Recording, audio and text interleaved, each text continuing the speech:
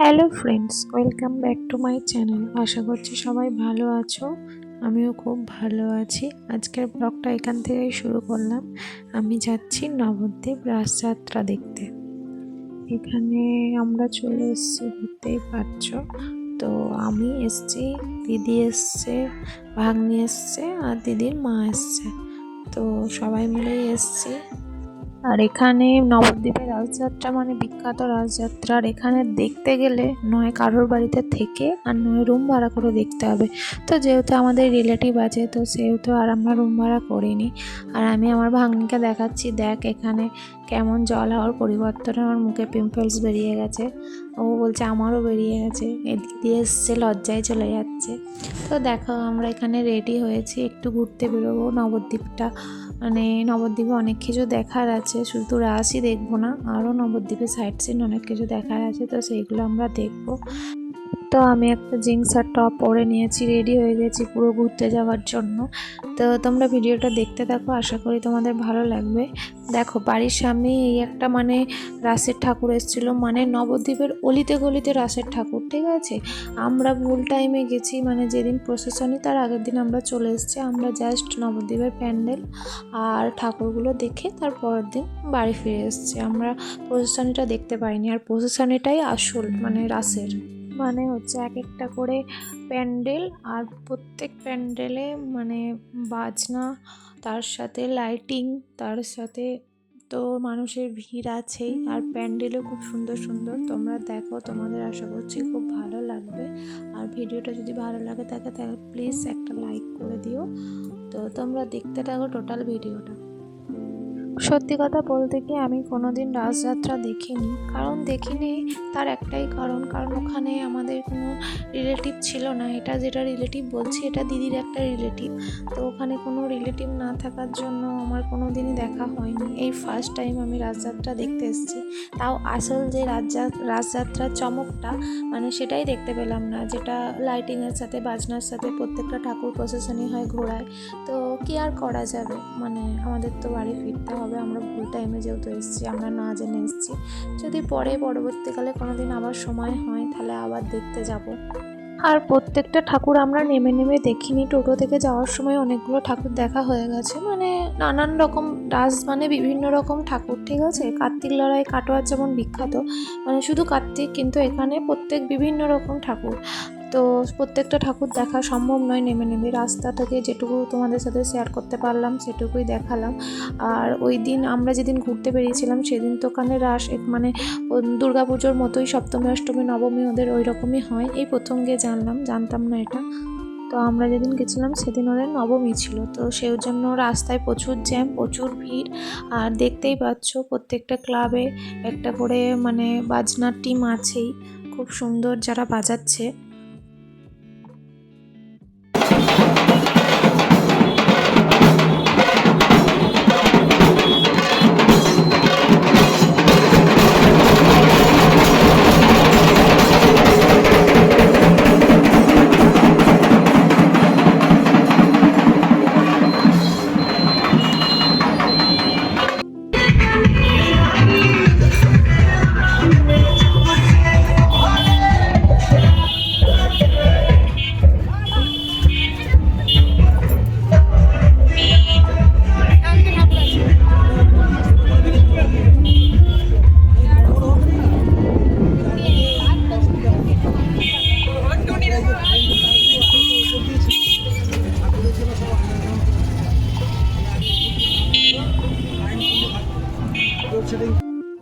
তো দেখো আমরা এসছি, এটা হচ্ছে নিমাইয়ের জন্মস্থান, যেখানে নিমাই জন্মেছিলেন। এখানে মানে সব কিছুই আছে। আর এখানে যারা বাচ্চা হয় না বা যারা বাচ্চার জন্য মানত করে যায়, যেহেতু এখানে নিমাইয়ের জন্মস্থান, সেহেতু এখানে সবাই প্রদীপ জ্বালিয়ে, বাতি জ্বালিয়ে, চুসু কাঠি বেঁধে এখানে বাচ্চার জন্য মানত করে যায় যে বাচ্চা হলে আবার এসে বাচ্চার সঙ্গে নিয়ে খুলে যাবে।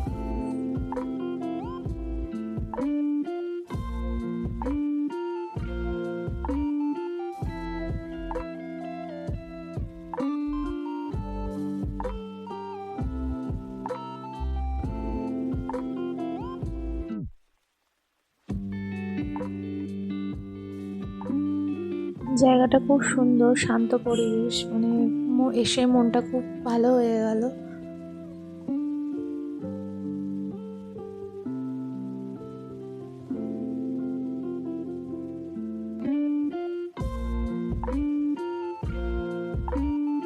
এটা হচ্ছে গুপ্ত বৃন্দাবন, মানে তারপরে আমরা চলে এসেছি গুপ্ত বৃন্দাবন দেখতে। এটা হচ্ছে গুপ্ত বৃন্দাবন, মানে এটা হচ্ছে মিউজিয়ামের মতো, ঠিক আছে। তো এখানে তোমাদের সাথে সব কিছুই শেয়ার করলাম, তোমরা দেখতে থাকো ভিডিওটা।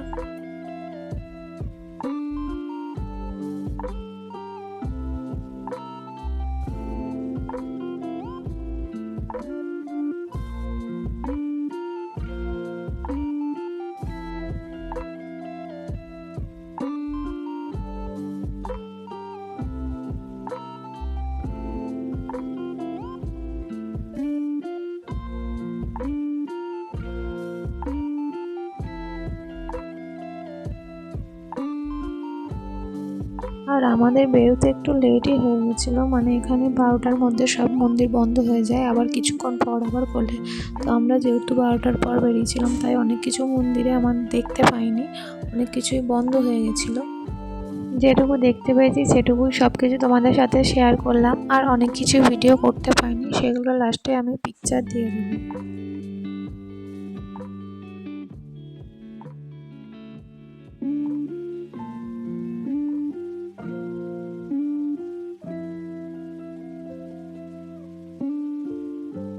নবদ্বীপ মানেই গৌরনিতাইয়ের সব কিছু, নবদ্বীপ ধাম মানে গৌরনিতাইয়ের স্মৃতি, সব কিছু চতুর্দিকে গৌরনিতাইয়ের স্মৃতি ছড়িয়ে আছে।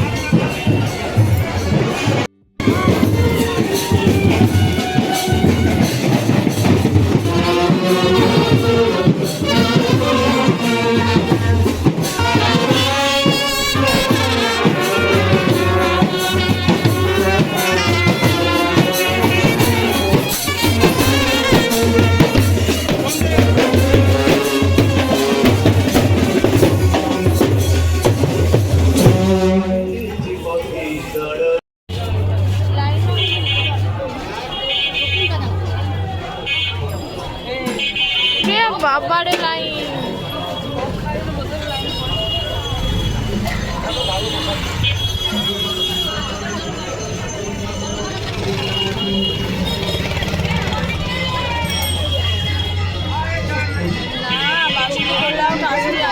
লাইন করবে না, লাইন করবে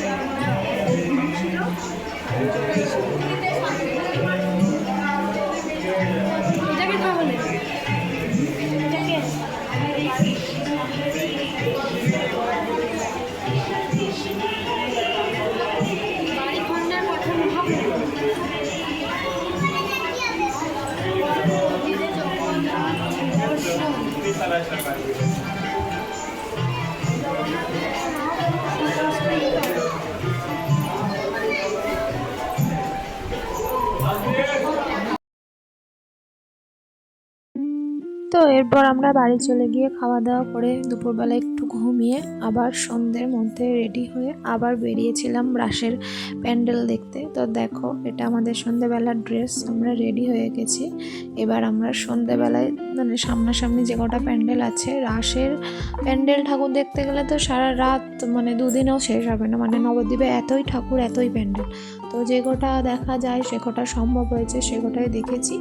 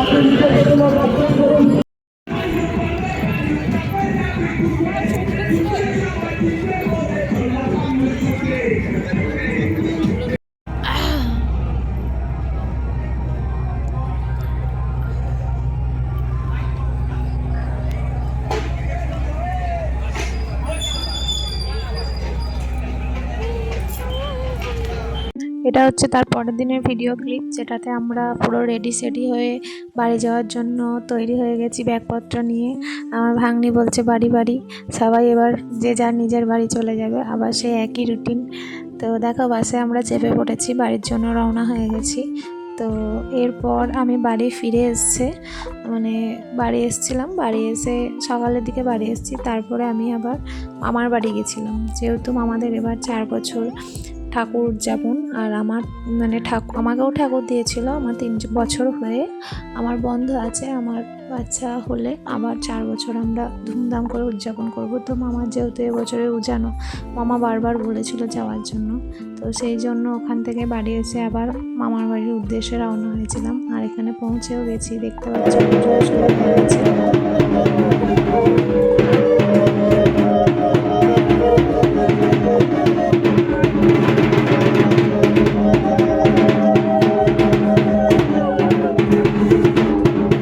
তো এটা হচ্ছে পুজোর পরের দিন সকালবেলার ভিডিও। তো দেখো বিড়ালটা মাছের গন্ধ পেয়েছে, ওই জন্য পাঁচিলে উঠে বসে আছে। এটা পরের দিন সকালে রান্না বান্না হচ্ছে, কারণ দুপুরে সবাইকে খেতে বলেছিল। আর তার সাথে বোনির জন্মদিনও একসাথে সেলিব্রেশন হয়ে গেছিলো। এখন দুপুরবেলায় খাওয়া দাওয়ার পর্ব চলছে, তো মা মাসি সবাই খাচ্ছে, আমার খাওয়া হয়ে গেছে আগে। তো আমি একটু বদমাইশি করে ছাদ থেকে ওদের সবার খাওয়ার ভিডিওটা তুলছিলাম।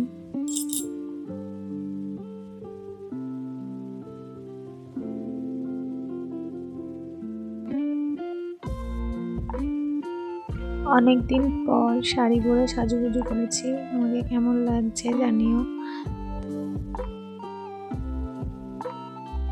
তো দেখো মামা কি সুন্দর সুন্দর গাছ লাগিয়েছে, দারুণ লাগছে, পুরো ছাদে নানান রকমের গাছ লাগিয়েছে।